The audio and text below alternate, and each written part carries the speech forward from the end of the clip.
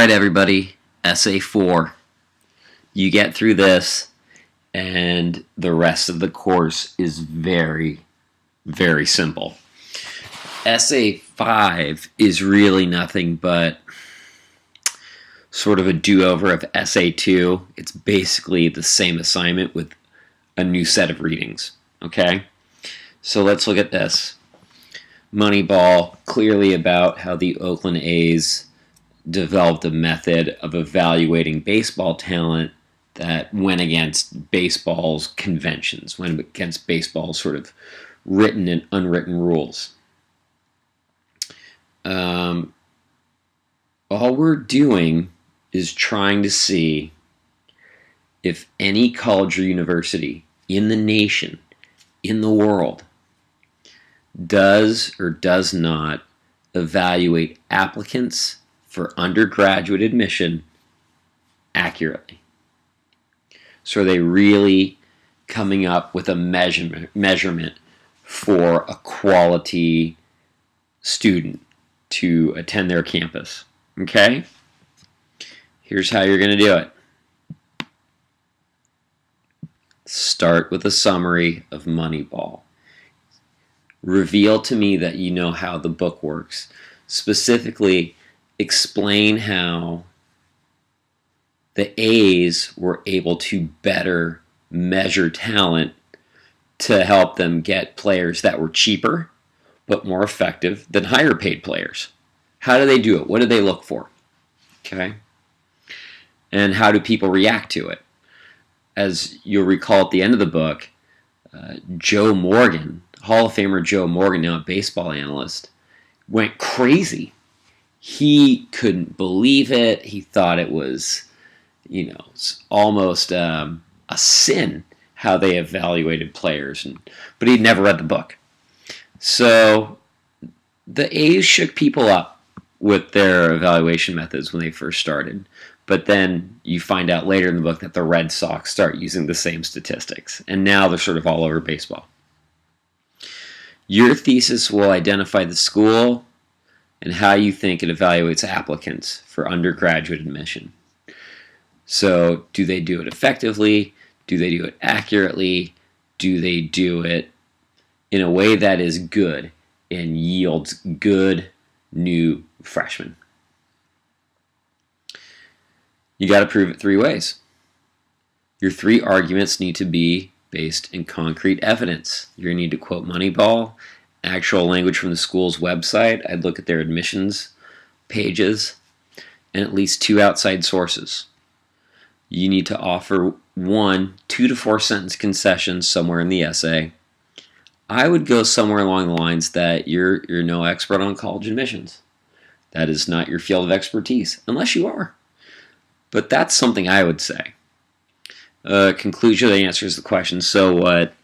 About half of you folks were able to do that pretty darn well in Essay 3, and the rest of you sort of got there and stopped. It's like you got to the marathon, you got 26 miles into the marathon in less 0.2 or 0.2 of a mile, you just walked it in, which is crazy. Don't do that. Consider the following. You've got to limit your use of personal narrative and pathos. You want some, but stay balanced. If you have a gut-wrenching story about how you were damaged emotionally by the UC application process or the CSU process, all right, how much of that is really an argument? And how much of that is you not being ready for college when you first applied at the UCs or CSU? Think about that. So you've got to have more than personal narrative or pathos to drive this essay. It won't work. Consider quoting some of the related readings in this announcement. So if you're in Blackboard and you are in the announcement with the assignment sheet, there's a bunch of readings I gave you to look at. I would also look at the school in question in the news. Have their admissions processes been questioned before? What is the general consensus about their process? Is there one? For example, Yale University is known for taking a lot of kids of Yale graduates. Okay, they're known for doing that a lot. They're called legacies. So check those out. You might be able to use one of those or two of those as an outside source.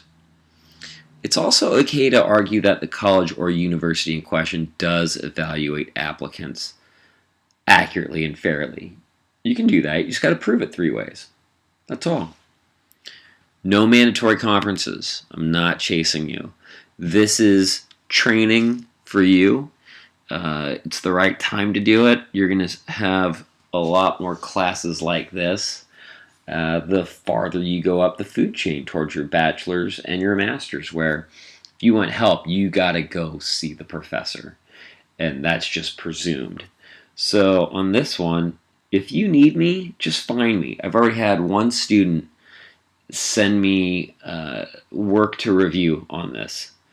And I just posted the assignment sheet yesterday. So good job to you, student, who will go unnamed so she is not embarrassed.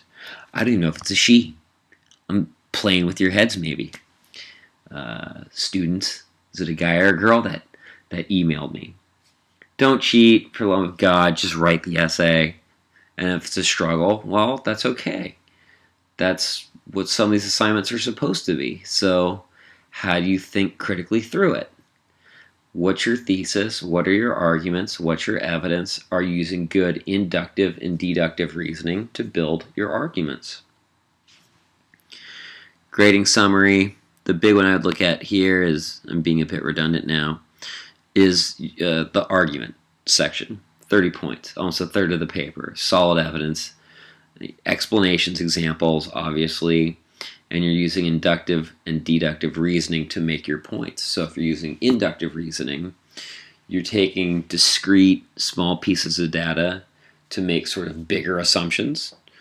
Or if you're using deductive reasoning, you're taking pieces of data to make smaller ideas come to life. Okay? You're working on getting more specific. Do your arguments make sense? 6 quotes that improve or clarify your arguments. Necessary, do you briefly summarize the outside sources that you quote? If you're using an outside source for more than 2 quotes, I would argue that you need a summary of it somewhere in the text, in a place that makes sense, obviously. And I'd give it 2 to 3 sentences. What's the thesis of the work? What's the point of the work? How does the author go about proving it? Those are the questions I would answer. Is your conclusion appropriate and interesting? Note that you're not getting a ton of points on this. You're not getting a ton of points for your thesis. You're big kids now. Those are just sort of givens, right? So if you go to graduate school and you don't have a clear thesis, that's scary, right? Your teachers will freak out, and you will be removed from school and shamed, and you'll have to move back to Kansas or wherever you're from. If you plagiarize, you will at the very least earn a 0. Might even fail. You need to work cited. It's got to be formatted according to MLA guidelines. Still a couple of you folks slacking on that. Get it together. You are an adult. It's time to have mastered that.